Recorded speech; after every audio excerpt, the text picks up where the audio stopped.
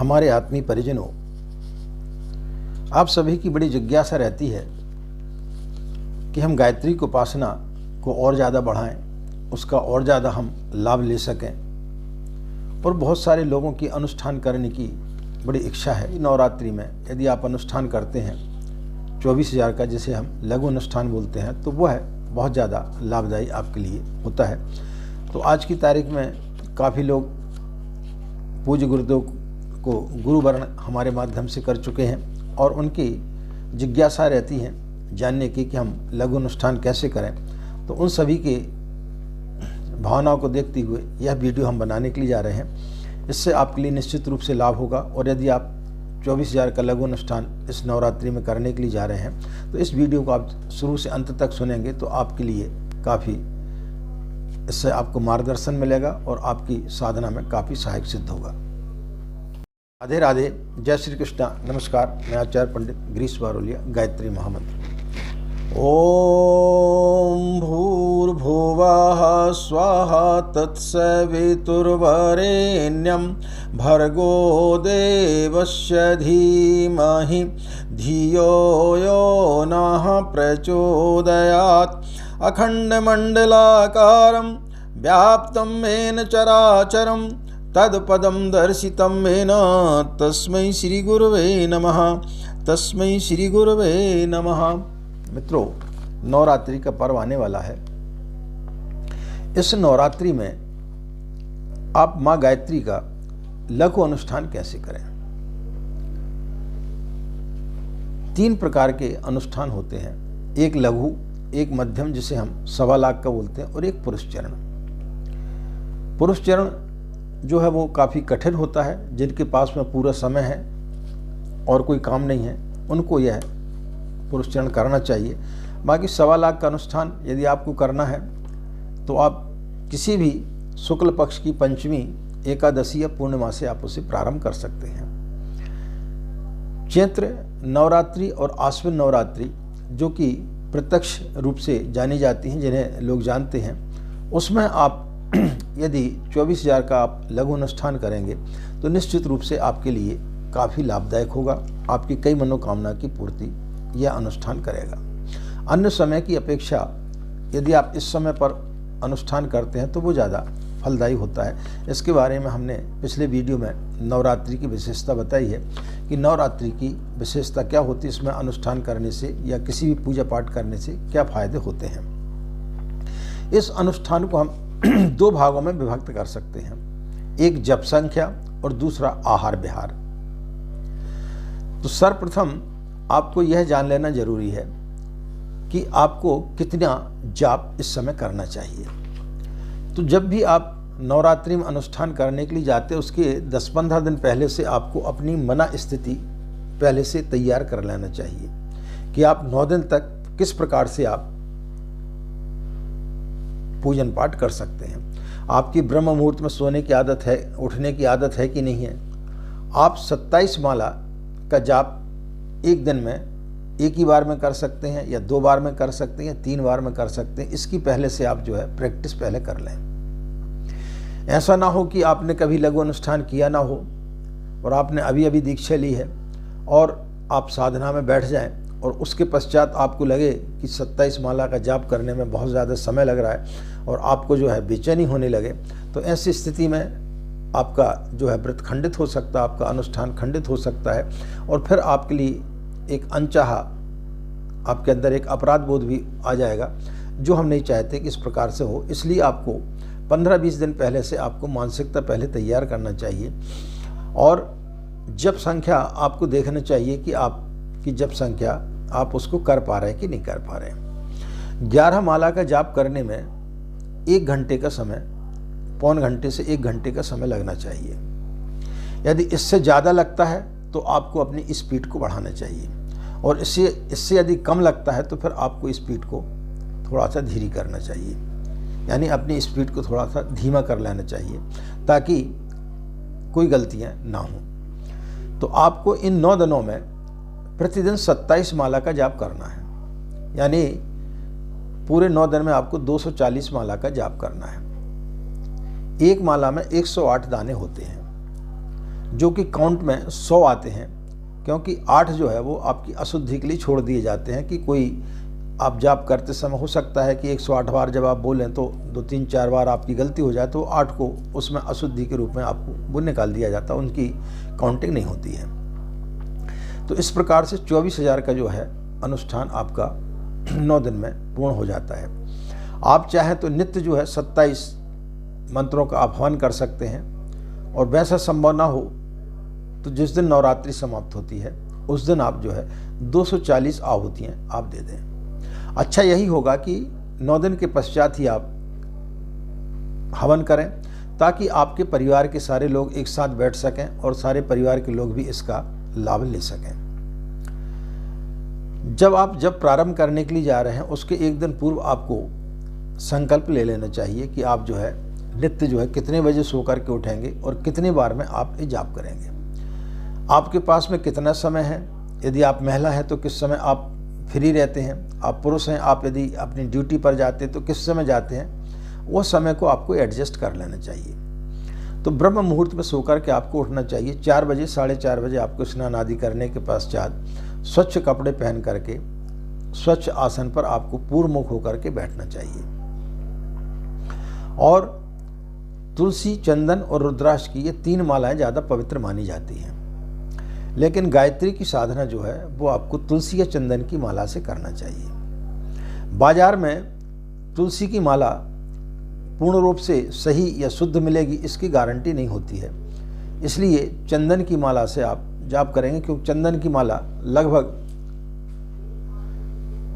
ठीक ठाक रहती है। तो आप चंदन की माला से जाप करेंगे तो भी बहुत ज़्यादा अच्छा रहेगा।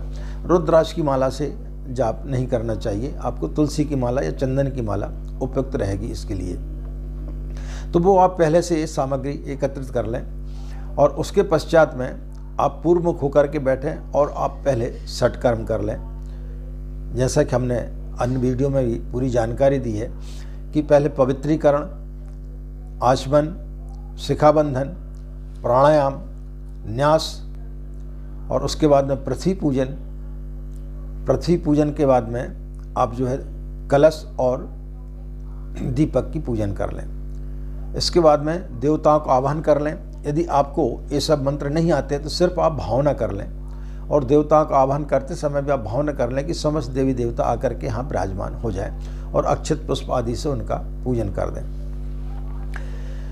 इस समय किसी भी प्रकार की लोगों के अंदर बड़ी शंकाएं रहती हैं कि शाप विमोचन मंत्र आदि पढ़ना है कि नहीं पढ़ना है।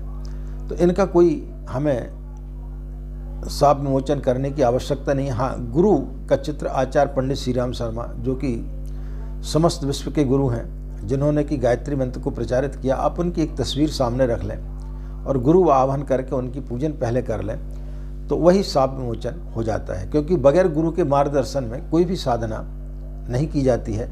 यदि आप किसी भी प्रकार की कोई भी साधना करते हैं तो उसमें कोई त्रुटि ना हो जाए या कोई भी गलती होती है तो गुरु आपके मार्गदर्शन के लिए होना चाहिए।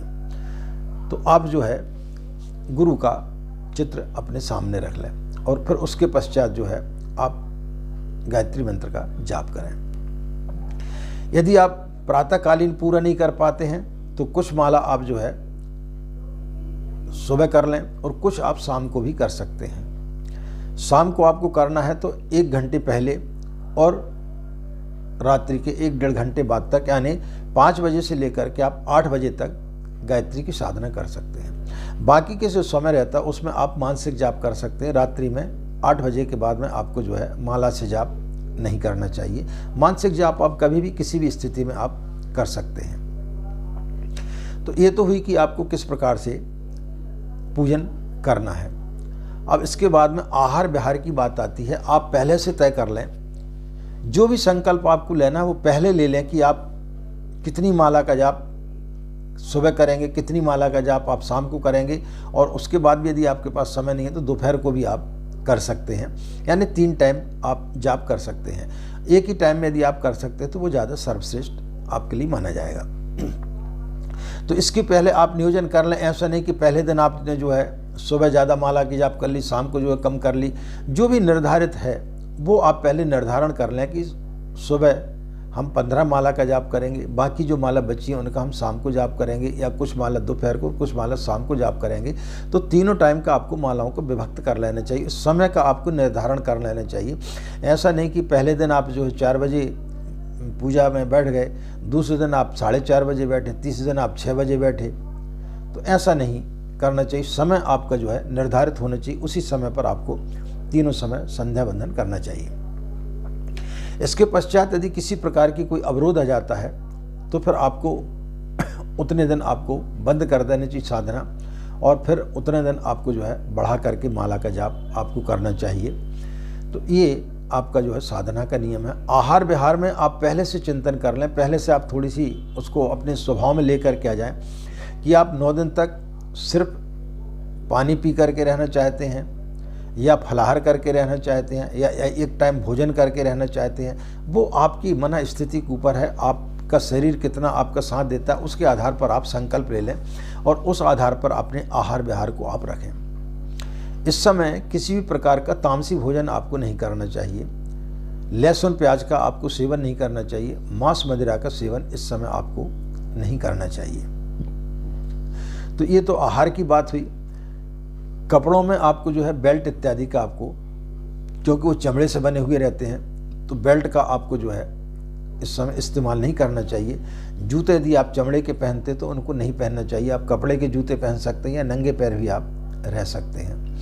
ब्रह्मचर्य का आपको पालन करना चाहिए। इन 9 दिनों में इस चीज़ को आपको विशेष रूप से ध्यान रखना चाहिए कि ब्रह्मचर्य का हम पूर्ण रूप से पालन करें। तो ब्रह्मचर्य का आपको पालन करना चाहिए। इसके पश्चात आपको भूमि शयन करना चाहिए, अपना काम स्वयं करना चाहिए। यदि आप अपने बाल बनाते हैं, दाढ़ी बनाते हैं, कपड़े धोते हैं, तो वो सब काम आपको अपना स्वयं करना चाहिए, दूसरे से आपको कार्य नहीं कराना चाहिए। तो ये आपको इस चीज़ में इस समय आपको ध्यान रखना चाहिए। तो इस प्रकार से यदि आप 9 दिन का गायत्री का लघु अनुष्ठान करते हैं और इन चीज़ों का यदि आप विशेष रूप से ध्यान रखते हैं तो फिर आपके लिए काफ़ी लाभदायक होगा। इसके पश्चात आपको कुछ समय तक मौन रहने की आपको जो है अभ्यास करना चाहिए। आप 15-20 मिनट से चालू करें, फिर उसको धीरे धीरे बढ़ाएं, और फिर उसके बाद में आप जो है आखिरी दिन तक आप हो सके तो 1 दिन पूर्ण आप जो है मौन रहें तो अच्छा रहेगा। शत साहित्य का आपको अध्ययन करना चाहिए। इस समय दूषित आपको साहित्य नहीं पढ़ना चाहिए, दूषित टीवी सीरियल इत्यादि आपको इस समय नहीं देखना चाहिए, और इस समय ज़्यादा से ज़्यादा हो सके आपको जो है मौन रहे तो ठीक रहेगा, क्योंकि क्रोध इत्यादि इस समय नहीं करना चाहिए, कोई व्यसन नहीं करना चाहिए। इन सब चीज़ों का यदि आप ध्यान रखेंगे तो निश्चित रूप से आपकी साधना बहुत ज़्यादा फलीभूत होगी और आपकी समस्त मनोकामनाओं को वो पूर्ण करेगी। लेकिन कुछ चीज़ों का आपको ध्यान रखना जरूरी है। तो इस वीडियो के माध्यम से हम आपको यह बताने के लिए जा रहे हैं कि यदि आप 24,000 का लघु अनुष्ठान करने के लिए जा रहे हैं तो आपको किस प्रकार से करना चाहिए, क्या सावधानियां आपको रखना चाहिए और किस प्रकार से आपको अनुष्ठान करना चाहिए। और आप जब अनुष्ठान करने के लिए जा रहे हैं तो एक पत्र जो है आपको शांति कुंज हरिद्वार परम पूज्य गुरुदेव के नाम से भेज देना चाहिए। वेद माता गायत्री ट्रस्ट के नाम से आपको वहाँ पर एक पत्र भेज देना चाहिए कि हम नवरात्रि में जो है लघु अनुष्ठान करने के लिए जा रहे हैं, तो वहाँ से पूज्य गुरुदेव का सूक्ष्म संरक्षण आपको मिलता रहेगा।